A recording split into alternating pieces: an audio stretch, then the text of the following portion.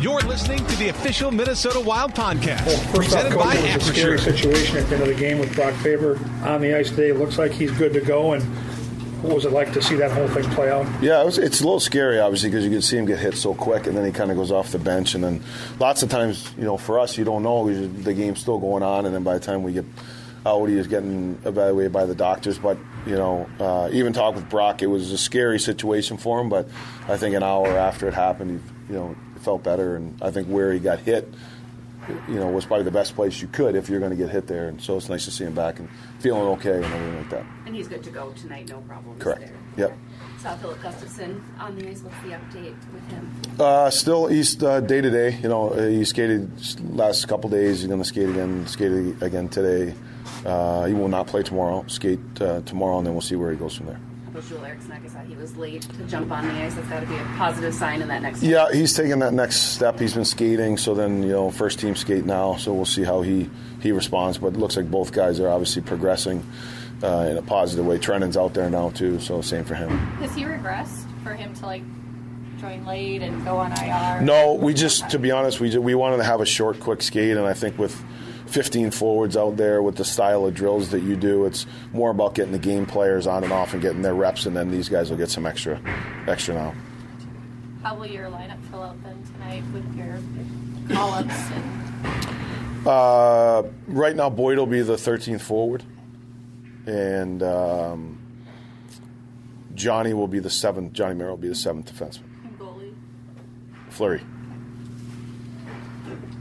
After a game like the other night, is it important to get them away from the ice and no practice like yesterday? Is it important to kind of get them to mentally refresh and kind of, after a game like that? Yeah, I don't necessarily think it's necessarily the game like that. I just think it's 3 and 4 nights and a late game. Not getting out of there. Some guys don't probably leave the 1:30. By the time they get all their treatments and things like that. So, yesterday was a day to be able to recharge and then come back in here for a 3 and 4, and that's why we did it. And guys came in today, I think, refreshed. And some guys came in yesterday, some guys didn't, which I think is healthy. And, it's about preparing for today and going through the weekend. You guys mentioned post-game that you were going to go back and kind of review some things. What did you learn from the game on Wednesday night that, you want to improve on tonight against Utah or carry over that you really like from yourself?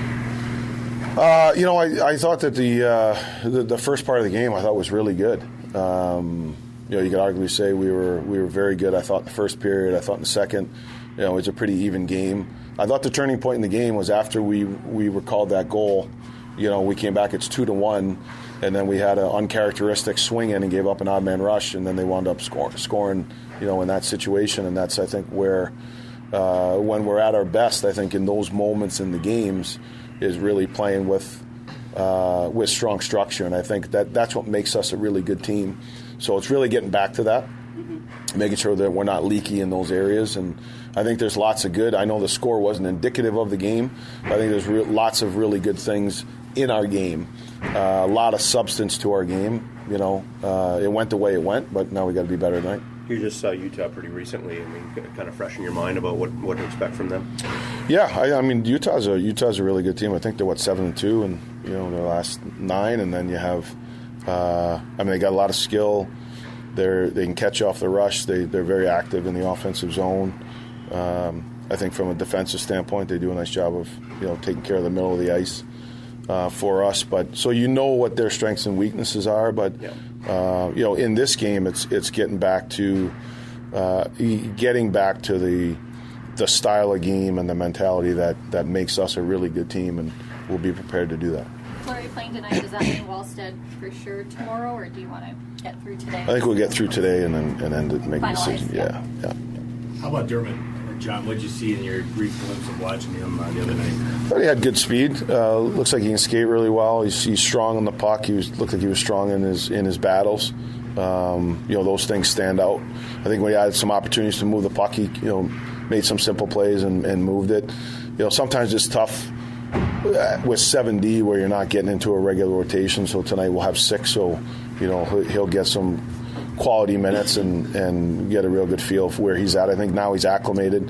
He's come in, he's been through a few practices, played in the game, been through some video. He's got his family here, so now I think this is a great opportunity for him to feel comfortable and part of the group and go out and play his best game.